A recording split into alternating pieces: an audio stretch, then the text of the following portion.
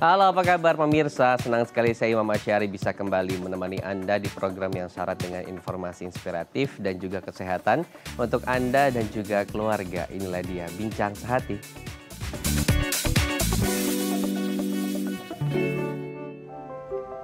Ya pemirsa Bincang Sehati, dalam parenting kita ingin sekali kemudian anak-anak bisa mematuhi peraturan yang sudah kita berikan.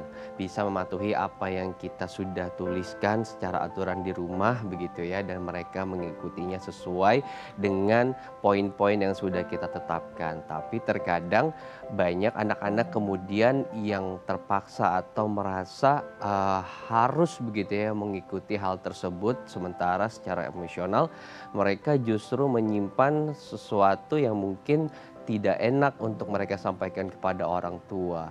Nah, ini nih gejala-gejala yang kita sebut sebagai good girl syndrome atau dalam laki-laki disebut good boy syndrome, di mana mereka sebetulnya tidak suka dengan aturan tersebut tapi kemudian tidak bisa mengungkapkannya dan tidak ada pola komunikasi kemudian yang bisa membuat mereka menyampaikan apa yang mereka tidak suka.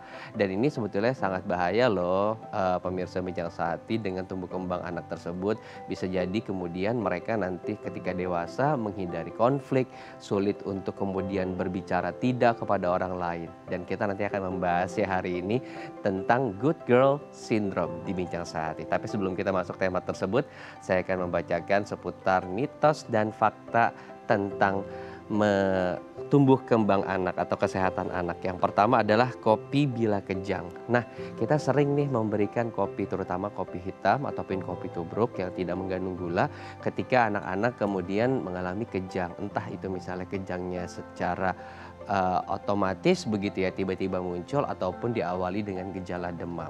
Nah, kemudian apakah budaya seperti ini bisa terus kita pertahankan dan benar tidak sih kemudian kita memberikan kopi atau secangkir kopi kepada anak kita ketika dia mengalami kejang-kejang?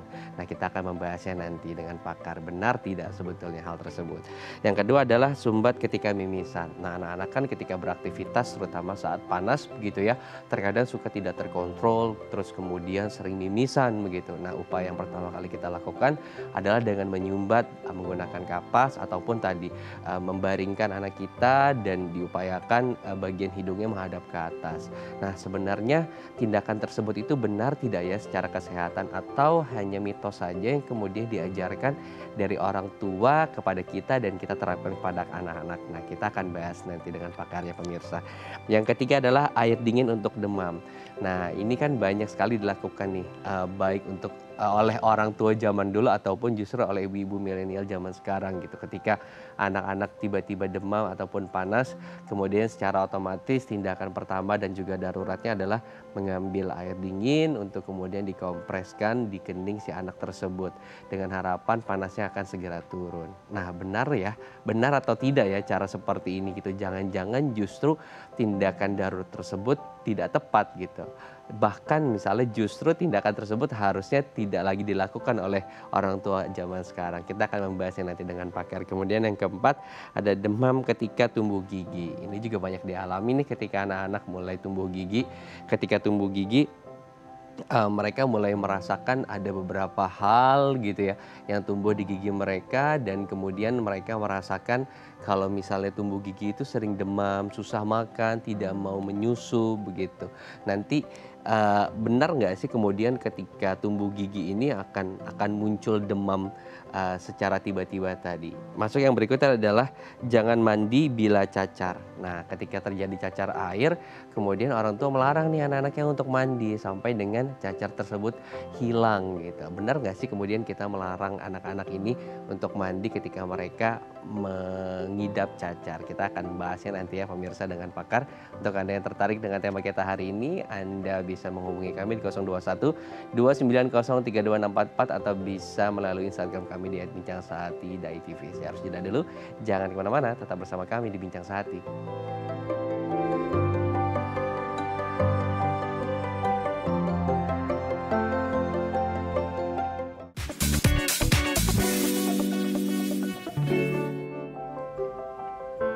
Terima kasih Anda masih bersama kami di Bincang Sehati. Di segmen kali ini saya akan membahas satu persatu seputar mitos dan fakta kesehatan anak yang tadi saya sudah bacakan. Nah, benar nggak sih kemudian mitos tersebut atau fakta tersebut yang suka kita lakukan kepada anak kita itu benar-benar fakta atau mitos? Untuk membahasnya, saya akan mengundang ada Dokter Indra, spesialis anak dari Rumah Sakit Mitra Keluarga Gading Serpong. Selamat pagi, Dokter Indra. Apa kabar, Dok?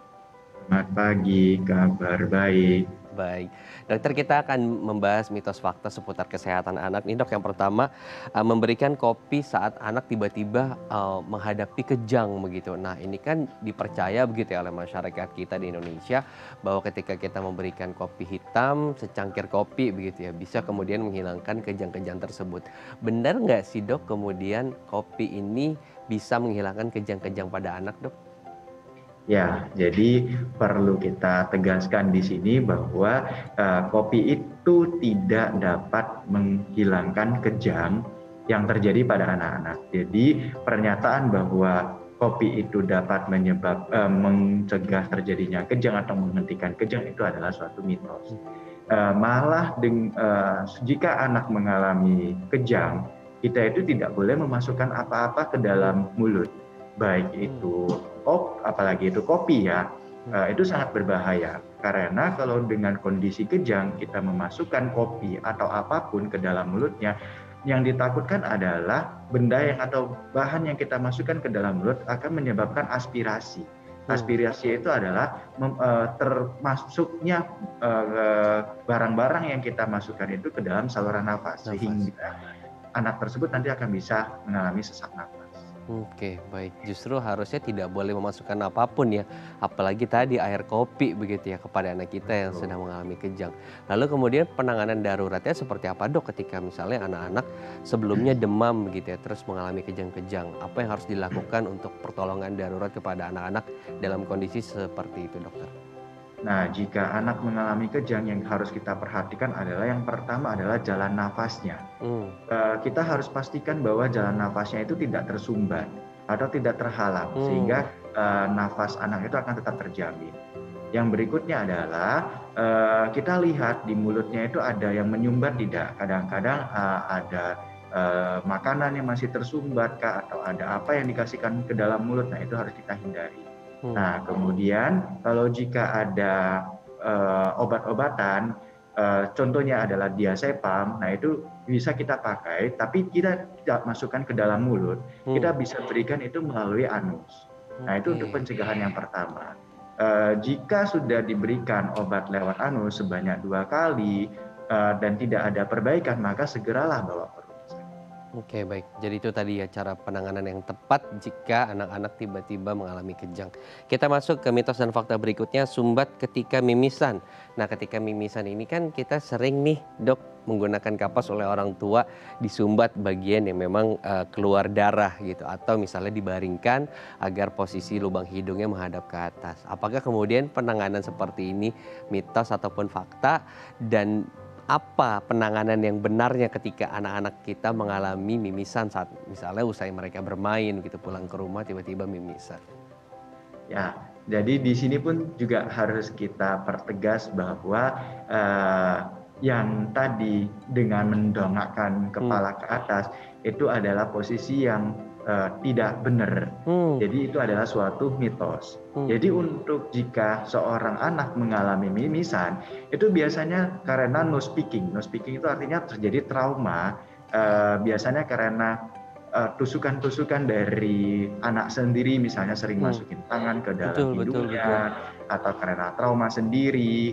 Nah, itu terjadi mimisan. Nah, untuk penanganannya yang kita anjurkan adalah bukan kepala didangakkan ke atas, tapi Oke. kepala kita ada turunkan sedikit. Sebaliknya justru ya dok ya? Iya, betul. Jadi kepala bukan didongakkan ke atas, tapi diturunkan sedikit ke bawah, kemudian ditahan hidungnya selama Oke. 5-10 menit. Bukan kita masukin sesuatu ke dalam lubang hidungnya, karena kita memasukin sesuatu ke dalam hidungnya itu akan menyebabkan trauma yang lebih besar. Oke. Jadi yang kita lakukan adalah kita dangakkan kepala, kemudian kita tekan hidungnya selama 5-10 menit. Nah, Oke. hal itu sampai perdarahannya berhenti. Biasanya 5 sampai 10 menit itu akan terjadi perdarahan berhenti. Nah, jika tidak berhenti, maka tetap kita akan lakukan lagi sebanyak 2 kali sampai kurang lebih 20 sampai 30 menit. Nah, jika perdarahan masih berlangsung, itu sudah harus dibawa ke rumah sakit.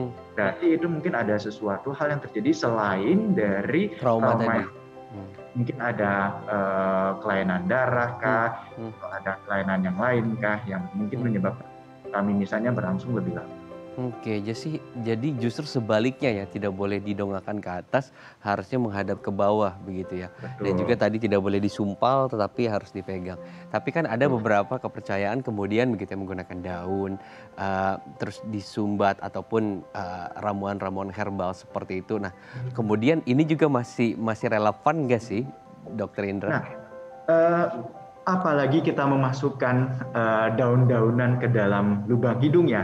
Tadi kita menyumpal sesuatu Sudah saja, tidak boleh, misalnya gitu. dengan kasa steril ataupun dengan tisu itu sudah tidak boleh. Apalagi kita mengganjal dengan daun. Daun itu bukan sesuatu yang steril. Itu akan lebih memasukkan kuman ke dalam hidung yang sedang terjadi perdarahan. Dimana kalau sedang terjadi perdarahan, dimasukkan daun-daunan yang tidak steril, wah, di sana kuman akan sangat berkembang biak di sana. Justru tambah bahaya begitu ya. Wah, Betul, ini harus mulai dihindari nih pemirsa Bincang Sehati, perilaku-perilaku seperti ini yang kemudian mitos dan masih dipertahankan gitu ya sampai saat sekarang, dan secara medis sebetulnya tidak baik. Kita masuk ke mitos fakta berikutnya, air dingin untuk demam. Benar nggak sih kemudian kalau anak kita panas saat malam hari kemudian kita menggunakan air dingin untuk mengkompres gitu. Benar nggak kemudian suhunya bisa turun, Dok? Silakan Dokter Indra. Ya, ini juga yang harus diluruskan ya.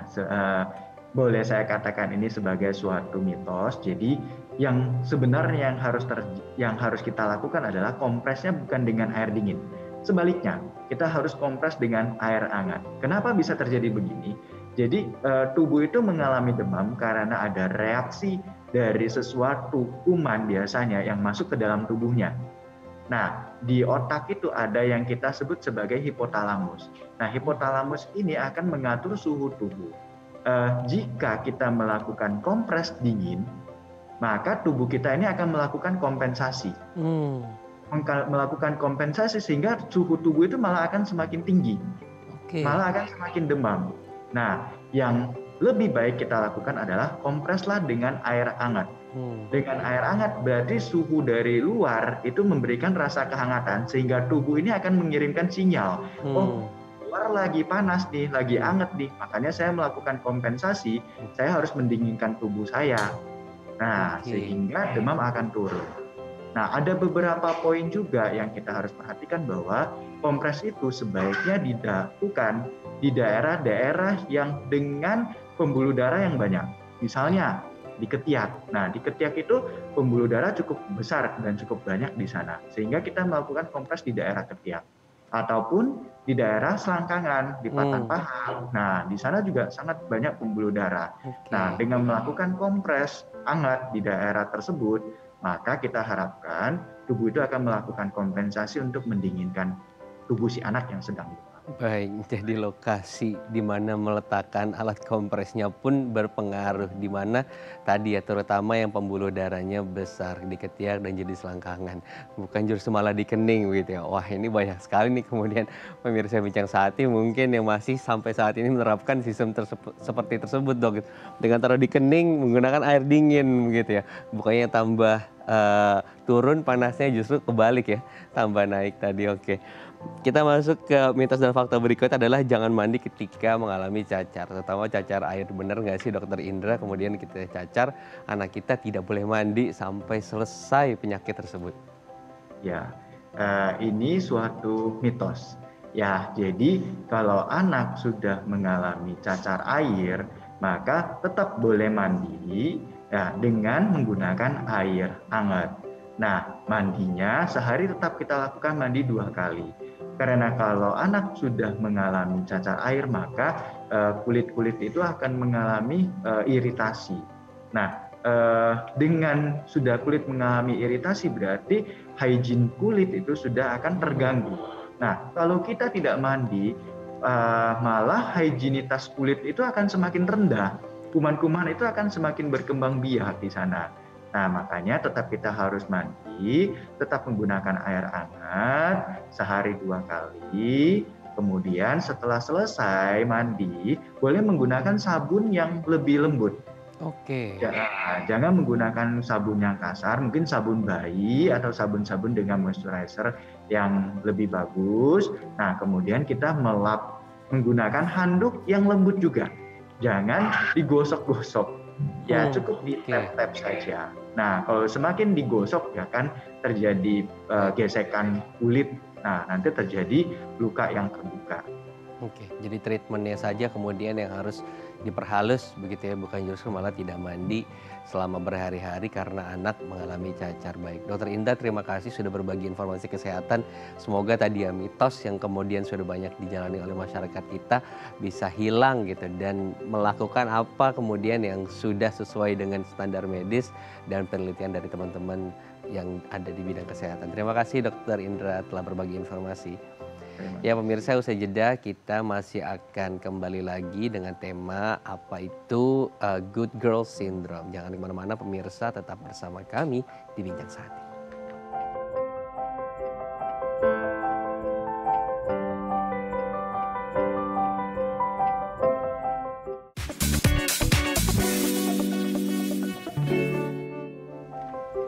Terima kasih Anda masih bersama kami di Bincang Sehati. Di segmen kali ini kita akan membahas tema tentang Good Girl Syndrome. Ternyata memiliki anak yang sangat manut terhadap aturan yang sudah kita buat bisa jadi kemudian indikasi anak ini kemudian mengalami Good Girl Syndrome. Atau mungkin sebaliknya kalau misalnya anak laki-laki Good Boy Syndrome. Nah, kita akan lebih banyak mengenal nih tentang dua hal tersebut bersama dengan Kak Jovita Maria Ferliana, seorang psikolog. Selamat pagi Kak Jo, apa kabar? Selamat pagi Imam, puji Tuhan baik. Imam apa kabarnya? Sama baik juga Kak Jo. Kak Jo, kita akan ngomongin soal parenting mungkin ya, ini kan nyerempet sedikit ke sana gitu ya. Sebetulnya bagaimana sih cara kita membangun hubungan yang baik gitu ya antara anak-anak dengan orang tua gitu selama kita masih ada di lingkungan keluarga? Iya, jadi hubungan antara orang tua anak itu adalah hubungan timbal balik antara orang tua dengan anak. Jadi yang dimaksud dengan timbal balik ini meliputi ada 3 aspek. Yang pertama adalah kepercayaan. Nah, kepercayaannya adalah orang tua percaya kepada anak dan anak percaya kepada orang tua. Kemudian yang kedua adalah komunikasi. Jadi antara orang tua dan anak memang harus ada komunikasi baru bisa terjalin hubungan yang baik. Nah, berikutnya adalah sikap positif atau rasa percaya antara orang tua dan anak tadi dimaklumkan dalam bentuk sikap yang positif. Artinya apa? Begitu percaya, kemudian anak itu merasa bahwa orang tua adalah orang yang bisa membimbing dia, bisa membina dia, mendampingi dia. Begitu juga orang tua merasa bahwa sikap positif yang diperoleh dari anaknya adalah anak menghormati dia dan sebagainya. Itu adalah hubungan atau relasi antara orang tua dan anak. Oke, nah terkadang kan kita sebagai orang tua saat menjalani fase parenting seperti ini suka lupa nih, mungkin terlalu tegas begitu ya atau terlalu keras yang kemudian anak-anak juga merasa tidak punya ruang untuk memberikan feedback atau komunikasi balik gitu ya kepada kita tentang apa yang sudah kita buat secara aturan begitu. Nah, kemudian nanti efeknya apa sih ketika hal-hal seperti ini terjadi nih, Kak Jo? Ya, jadi pada saat hubungan antara orang tua dan anak yang tadi saya katakan timbal balik itu kemudian tidak bisa berjalan dengan baik. Nah, efeknya adalah ke arah jangka panjang sebetulnya. Jadi tadi komunikasi tidak terjalin, itu artinya berarti apa yang kita ajarkan kepada anak, apa yang kita didik kepada anak tidak tersampaikan juga dengan baik. Kemudian yang kedua adalah anak ini kan belajar dengan dia meniru apa yang orang tuanya lakukan kepada dia, apa yang orang tuanya katakan kepada dia. Nah, kalau hubungan ini juga tidak terjadi dengan baik, maka pelajaran-pelajaran nilai, pelajaran-pelajaran moral yang disampaikan orang tua kepada anak ini juga tidak akan diserap oleh anak secara optimal. Dan berikutnya juga akan ada gangguan perilaku tentunya.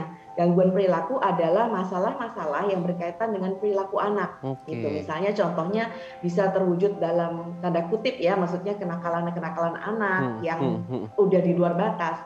Kemudian juga pelanggaran terhadap aturan, terhadap norma sosial dan sebagainya. Oke, baik.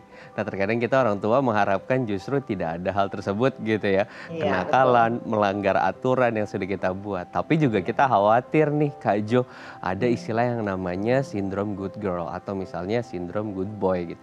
iya. Eh, Boleh dijelaskan nggak sih apa sih kemudian sindrom-sindrom ini gitu kan dari katanya udah bagus ya, good girl, good boy begitu ya. Iya, Apa sih betul. kemudian masalah-masalah ini Kak Jo? Ya, jadi good boy atau good girl syndrome itu adalah suatu sikap atau kecenderungan di Hmm. mana orang itu cenderung melakukan sesuatu atas dasar agar orang lain senang, agar orang lain bahagia. Dia melakukan hal-hal yang menurut dia lingkungan akan merasa dia adalah seorang anak yang baik. Nah, Hmm. sehingga begitu dia melakukan ini berarti dia tidak atau dia meniadakan yang namanya keasertifan dirinya. Jadi dia tidak melakukan sesuatu yang dia suka atau dia inginkan, tapi dia lebih berkaca dari apa yang orang lain inginkan dia untuk lakukan, seperti itu. Hmm. Nah, oleh karena itu makanya ciri-cirinya sebetulnya banyak nih. Yang pertama adalah biasa anak-anak seperti itu sulit untuk berkata tidak. Jadi Oke. diajakin apa, iya, disuruh ini iya gitu. Walaupun kadang disuruh melakukan sesuatu dia nggak suka gitu Hmm. misalnya. Hmm. Atau dia mau melakukan hal lain terlebih dahulu, Hmm. tapi karena memang sudah disuruh ya udah iya aja. Hmm. Satu, sulit Hmm. berkata tidak, kemudian yang kedua adalah takut membuat orang lain sedih. Nah, Oke. jadi selalu ada keinginan dalam diri dia untuk membahagiakan orang lain. Dia nggak peduli terhadap kebahagiaannya, tapi yang penting adalah kebahagiaan Hmm. orang lain. Nah, berikutnya adalah anak-anak ini perfeksionis biasanya, ingin Oke. sempurna. Kalau dia ada di bangku sekolah, dia akan merasa bahwa nilai aku harus yang terbaik, aku harus berprestasi, aku harus disenangi sama guru, seperti itu. Dan kemudian prestasi ini juga biasanya adalah mereka membaca atau memahami bahwa orang tua memang menghendaki demikian. Hmm. Jadi Hmm. orang tua Hmm. yang Hmm. memang menghendaki kamu kalau setiap ulangan harus nilainya perfect. Kamu kalau terima raport harus misalnya contohnya ranking 3 besar Hmm. gitu ya. Hmm. Tapi memang sekarang nggak ada sistem ranking, Hmm. tapi istilahnya harus A semua misalnya Iya, iya. seperti itu. Kemudian juga melakukan hal-hal baik untuk menyenangkan orang lain. Pura-pura bahagia. Jadi Hmm. sebetulnya dia sedih, dia nggak bahagia, tapi Hmm. dia Hmm. menunjukkan muka Hmm. bahagia Hmm. supaya orang lain itu Hmm. bahagia. Nah, berikutnya adalah biasanya orang-orang atau anak-anak seperti ini sangat taat terhadap peraturan, bahkan peraturan sekecil apapun yang terkadang itu Baik. kurang penting gitu ya, tapi dia sangat melakukannya seperti itu. Oke.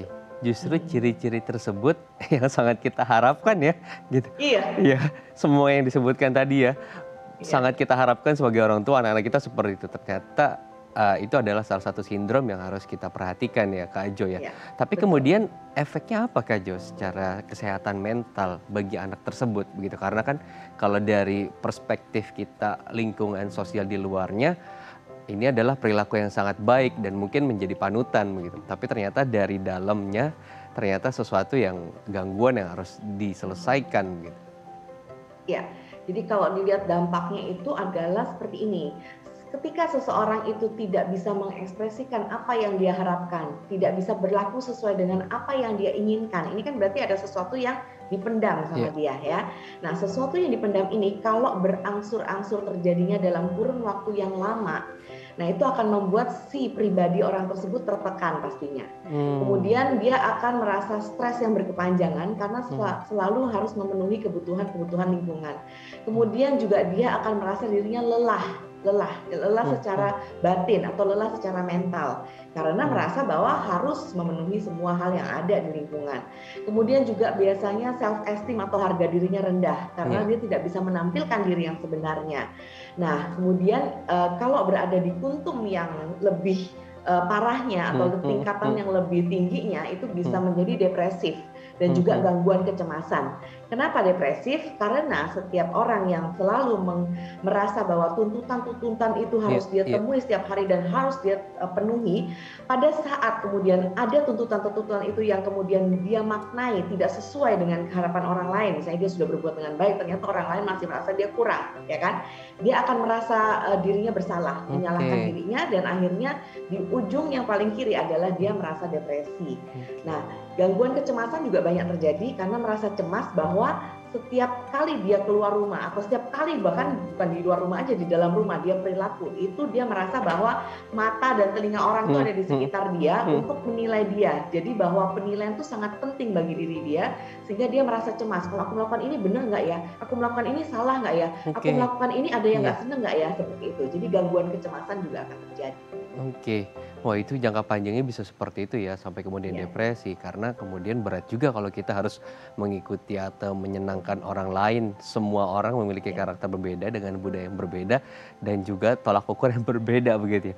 Bisa capek sendiri gitu nanti ya. Benar. Tapi Kak Jo, kita juga kan sulit begitu kemudian untuk mengidentifikasi sindrom tersebut karena perilaku secara kebudayaan di kita begitu ya itu adalah perilaku tata krama yang sangat baik begitu ya secara perhitungan sosial seharusnya dibuat seperti itu. Nah, bagaimana kemudian kita nih orang tua ataupun lingkungan bisa kemudian mengidentifikasi apa sih cara-caranya gitu atau misalnya ada tes khusus yang harus kita lakukan nih untuk bisa tahu wah anak ini ternyata sindrom anak baik nih bahaya harus segera diterapi atau diberikan treatment. Iya. Kalau untuk orang tua di rumah secara kasat mata yang bisa dilihat adalah karena tadi yang saya sudah sampaikan di awal bahwa dampaknya kan anak ini akan pasti mengalami kelelahan tuh dia nggak bisa bohong.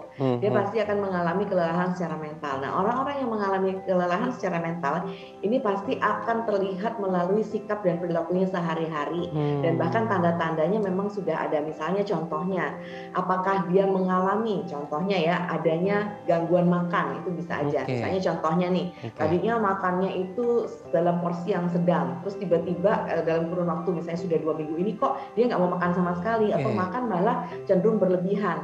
Nah itu bisa jadi salah satu simptomnya. Kemudian juga bisa dalam hal sulit tidur karena kan orang yang cemas itu bahkan dia mau tidur aja juga susah gitu kan ya. Bisa juga dengan sulit tidur atau bisa juga dengan cara kita lihat bahwa kok secara raut muka itu nggak bahagia gitu. Nah kemudian yang paling lebih kalau kita mau menanyakan secara langsung itu sebetulnya juga bisa yaitu bahwa kita bisa katakan kalau tadi balik ke awal komunikasi antara orang tua dan anak itu bisa kita lakukan secara rutin. Kita bisa nanya, nak dengan yang kamu lakukan selama ini kan kamu adalah anak yang baik menurut mama atau menurut bunda gitu kan ya, kamu merasa tertekan nggak sih dengan hal itu? Kamu boleh kok jujur sama mama. Nah langsung aja bisa dengan pertanyaan-pertanyaan seperti itu gitu. Nah bisa juga adalah tadi yang Imam katakan kalau misalnya kita curiga terus ini anak kok kayaknya nggak mau terbuka sama kita, nah bisa kita bawa ke bantuan tenaga profesional di situ ya. Nah akan ada assessment khusus, ada juga anamnesa khusus yang akan diperoleh sehingga kita bisa tahu apakah memang perilaku yang dia lakukan selama ini memang atas dasar emang dia suka atau tertekan gitu. Nah kalau tertekan kita mau tahu sejauh mana efeknya karena banyak sekali terutama anak-anak di usia-usia remaja nih yang melakukan good girl syndrome tapi kemudian dia menutupi dari orang tuanya. Dia merasa bahwa aku walaupun sudah orang tuanya tanyakan dan sebagainya dia merasa enggak kok ma aku fine aja, aku oke aja gitu. Tapi kadang kita sebagai orang tua bisa menangkap gitu kan ya namanya ada energi yang kurang lebih kok nggak sesuai nih sama diri dia. Nah itu bisa kita konsultasikan. Berarti sebetulnya tadi ya pola komunikasi di awalnya yang dibangun itu bersama anak-anak bisa menjadi jembatan untuk kita mengetahui benar nggak sih ini anak kita baik atau justru anak kita mengalami sindrom anak baik. Nanti kita akan bahas lagi Kak Jo bagaimana kita bisa mengidentifikasi secara dini dengan sindrom seperti ini. Untuk Anda pemirsa yang tertarik nih ingin bertanya langsung dengan Kak Jo, Anda bisa menghubungi kami di 0212903244 atau bisa melalui Instagram kami di @bincangsahatidai.tv. Saya harus jeda dulu, jangan kemana-mana, tetap bersama kami di Bincang Sehati.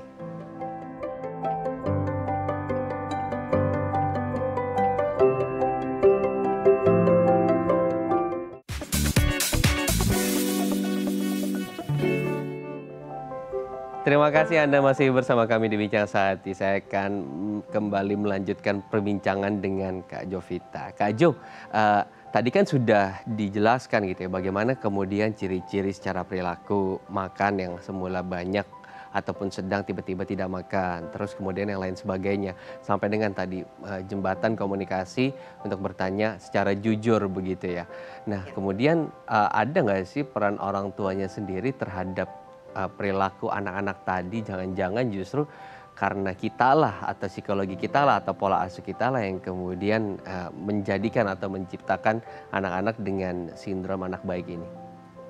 Ya, jadi yang memang harus diperhatikan orang tua adalah menerima anak itu apa adanya. Jadi maksudnya gini, boleh memang kita tugas sebagai orang tua adalah menunjukkan yang namanya aturan-aturan seperti apa yang harus dilakukan dan apa yang tidak boleh dilakukan. Itu berkaitan dengan norma, Ya. prinsip dan sebagainya. Nah, tapi di luar itu, misalnya pada saat di area-area bermain, rekreasi, rileks bersama keluarga, itu adalah area-area di mana anak itu bisa menunjukkan apa yang dia tidak suka sekalipun, dan kita harus menghargainya. Gitu.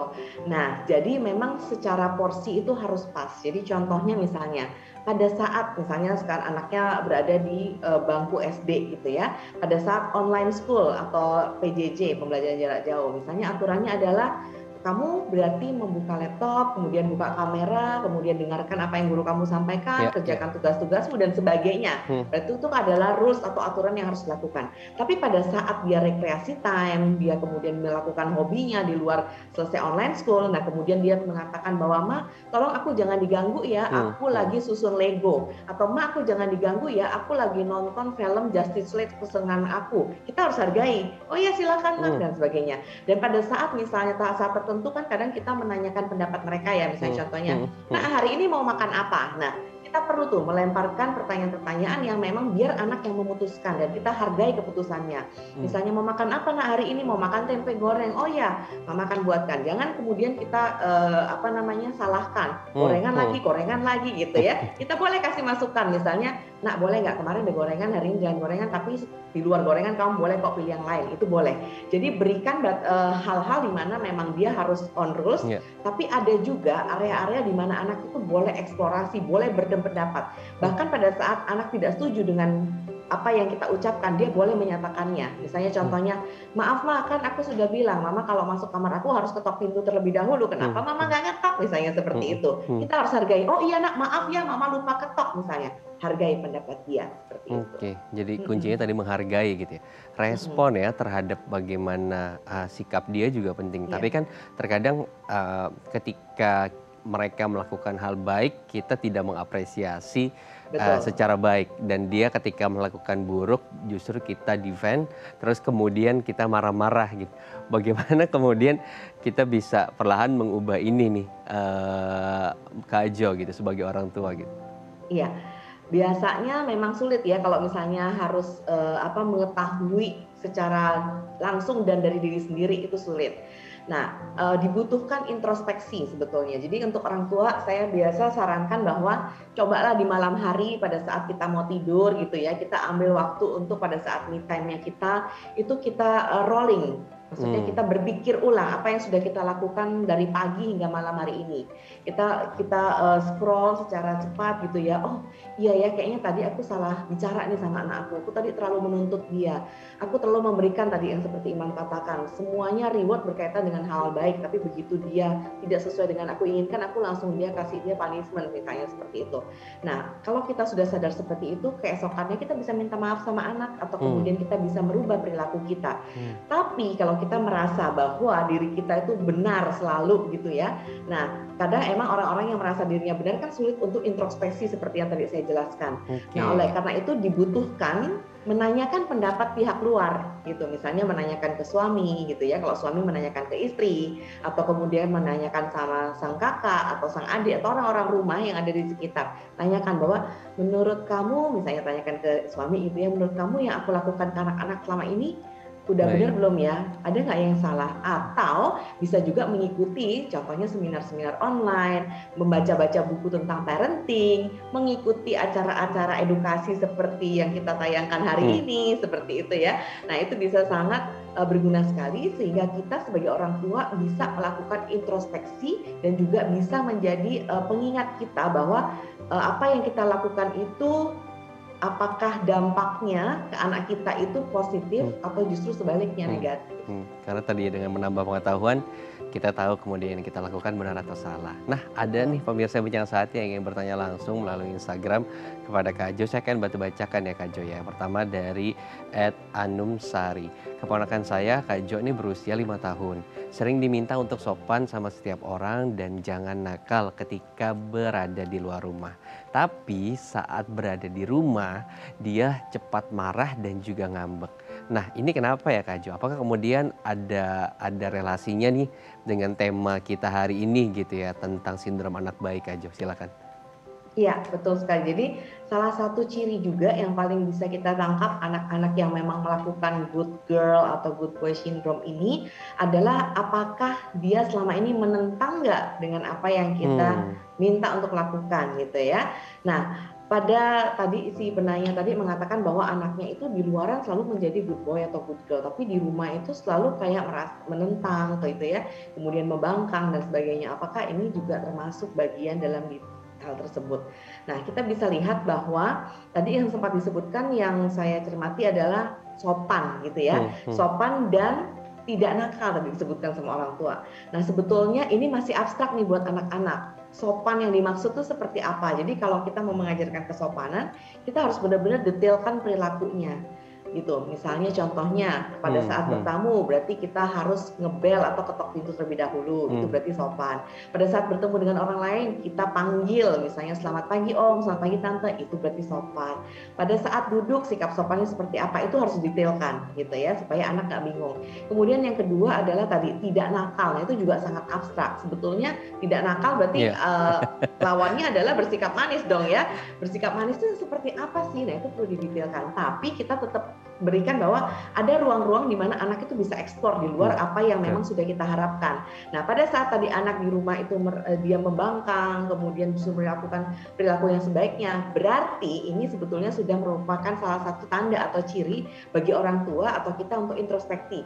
Apa yang salah ya dengan diri kita? Apa yang salah, bukan salah, siapa yang kurang tepat dengan aturan-aturan kita? Gitu. Nah, pasti akan ada tuh. Nah, begitu ada, memang membutuhkan kebesaran hati kita untuk melakukan adjusting atau merubah itu. Gitu. Misalnya contohnya kalau memang menurut kita itu sudah berat ya kita minta maaf. Tapi kalau masih yang sekali, dua kali, tiga kali kita lakukan ya kita ubah caranya gitu. Misalnya pada saat kok selama ini saya selalu memberikan reward atau kata-kata pujian hanya pada perilaku-perilaku positifnya dia aja ya. Sedangkan perilaku atau sebaliknya. Misalnya saya selalu kasih hukuman pada perilaku-perilaku yang tidak saya inginkan gitu ya. Misalnya. Nah, tapi pada saat dia bersikap baik saya nggak pernah ngasih reward misalnya. Nah, berarti kita harus ubah. Pada saat dia menampilkan perilaku yang baik, kita berikan pujian juga gitu. Jadi harus imbang nih antara reward atau pemberian pujian atau kemudian kata-kata yang memang penguatan itu harus sesuai atau sama porsinya dengan pada saat memang dia misalnya melakukan kesalahan fatal. Kalau dia melakukan kesalahan misalnya tidak disiplin pada saat pembelajaran online dia nggak mau hadir, nggak mau tetap muka, nah kita bisa mengingatkan. Tapi ingat pada saat kita mengingatkan kita harus ingatkan juga sisi positifnya dia apa. Misalnya kemarin tugasnya udah dilakukan loh, udah dikerjakan, itu bagus banget, mama suka banget gitu kan ya. Ayo sekarang kan online school, mama tahu pasti males banget rasanya, pasti bete banget. Mama juga bisa merasakan hal itu kalau pada saat mama lagi misalnya contohnya rapat online dan sebagainya.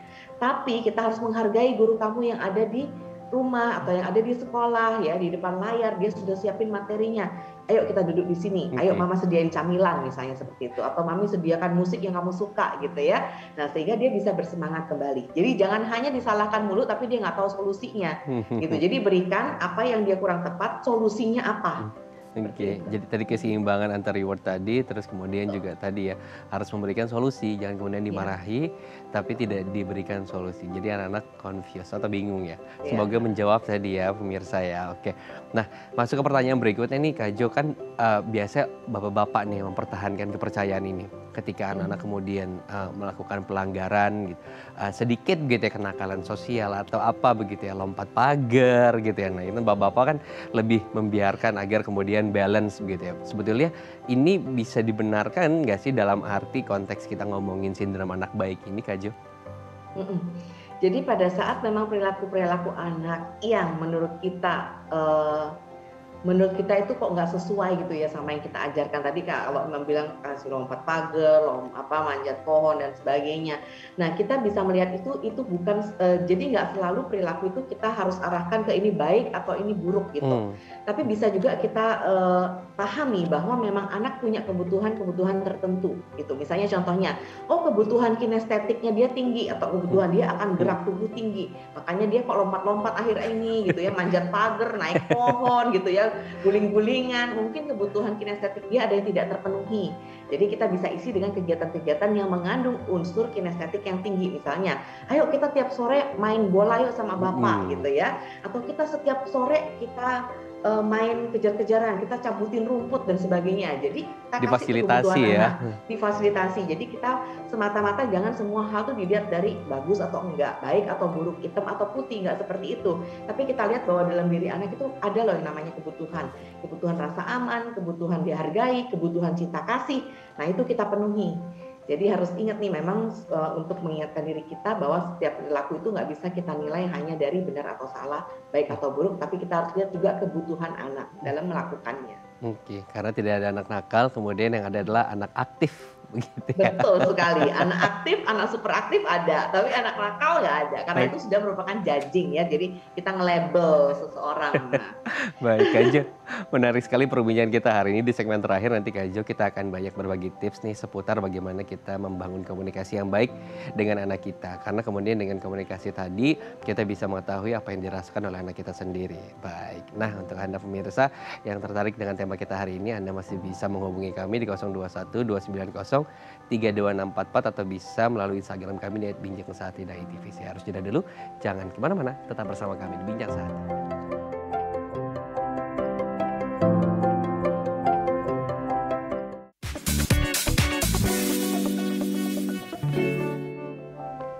Terima kasih Anda masih bersama kami di Bincang Sehati. Kita akan kembali melanjutkan perbincangan dengan Kak Jovita Maria Ferliana. Kak Jo, kita akan lanjut perbincangan di segmen terakhir tentang tips bagaimana kemudian membangun komunikasi yang baik ini antara anak dan orang tua. Saya akan mulai dari tips yang pertama ya, adalah cerita. Nah, seberapa penting kemudian kita rutin bercerita gitu ya dengan anak-anak kita atau membiasakan budaya bercerita begitu di waktu tertentu, katakan misalnya malam sebelum tidur ataupun sore saat santai. Ya, itu sangat penting sekali karena memang waktu yang disediakan oleh orang tua itu berarti ada waktu yang memang kita berikan kepada anak kita gitu ya. Kalau saya selalu memberikan tips buat orang tua, setiap hari harus ada 5 hal yang harus terpenuhi: aktivitas fisik atau olahraga, aktivitas pendidikan gitu ya. Kalau untuk orang tua berarti pekerjaan. Kemudian yang ketiga adalah waktu untuk istirahat, misalnya di malam hari ada waktu 8 jam itu memang harus tidur karena aktivasi untuk oksigen ke otak dan sebagainya. Kemudian berikutnya adalah waktu untuk rekreasi, yaitu waktu bahwa kita setiap anggota keluarga perlu melakukan hobi kita, minat kita, kesenangan kita. Dan yang terakhir adalah waktu untuk family time gitu ya, waktu untuk keluarga. Nah, waktu untuk keluarga ini salah satunya bisa diisi dengan kita saling bercerita. Nggak harus orang tua nanya mulu ke anak, tapi bisa juga dari orang tua yang bercerita kepada anak tentang aktivitas dia hari itu, berita-berita yang dia baca hari itu gitu ya. Atau kalau lagi nggak ada perbincangan, kita bisa isi aja dengan games.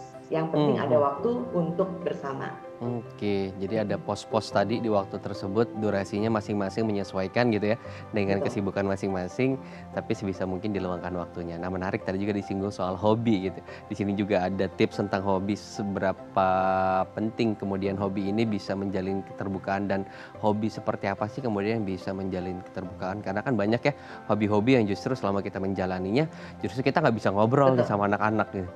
Betul, iya benar.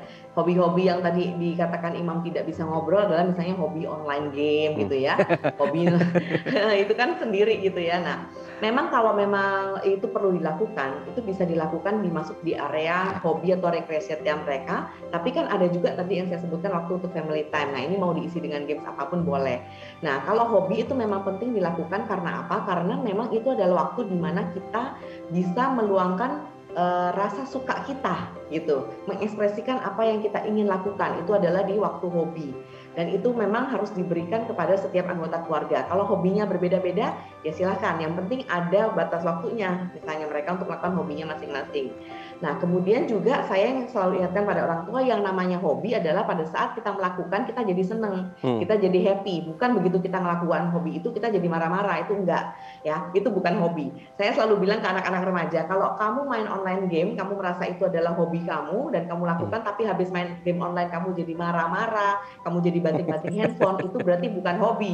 Karena ujungnya membuat kamu jadi emosi, marah. Ya, buat kamu kesel, bukan bikin kamu senang. Ingat, hobi adalah aktivitas yang kita lakukan yang untuk nge-charge energi positif kita yang bikin kita happy. Itu saya selalu bilang seperti itu. Jadi jangan coba-coba buat bapak-bapak nih menyamakan hobi dengan anak-anak dengan bermain games online ya. Karena kemudian ketika kalah rame-rame nanti emosinya diluapkan ke ibunya gitu ya. Bener banget. Baik, kita masuk ke yang berikutnya, traveling. Nah, seberapa penting kemudian traveling ini bisa menjalin keterbukaan gitu ya antar keluarga, karena traveling juga kan sesuatu yang sekarang mungkin tidak bisa kita laksanakan bersama. Iya, betul. Sebetulnya traveling adalah suatu saat di mana anggota keluarga itu keluar dari rutinitas, keluar dari tempat yang biasanya setiap hari misalnya kamar mulu, dapur mulu gitu ya, dia keluar ke rutinitas, keluar rumah lah istilahnya seperti itu. Dan traveling itu sangat penting sebetulnya, apalagi dilakukan bersama dengan keluarga. Karena itu adalah suatu momen di mana lepas dari rutinitas, lepas dari kebiasaan sehari-hari, dan lebih bisa menjadi diri kita sendiri karena kita melakukan kesenangan secara bersama-sama. Bisa keluar kota, bisa kemudian keluar daerah, atau cuma cari tempat-tempat hangout keluarga bareng yang memang dekat-dekat rumah juga bisa. Nah, tapi karena selama pandemi ini kan memang ada keluarga yang memang merasa tidak memungkinkan gitu ya.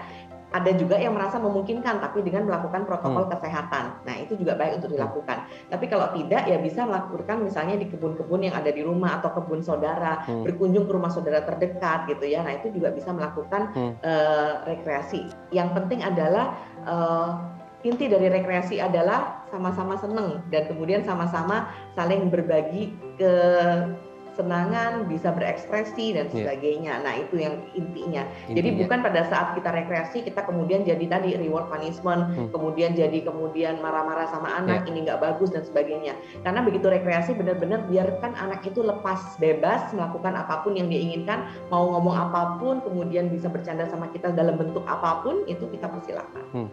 Oke, baik. Mungkin yang terakhir nih, singkat saja Kak Jo, mendengar gitu ya. Seberapa penting kemudian kita memposisikan diri sebagai seorang yang mendengarkan anak?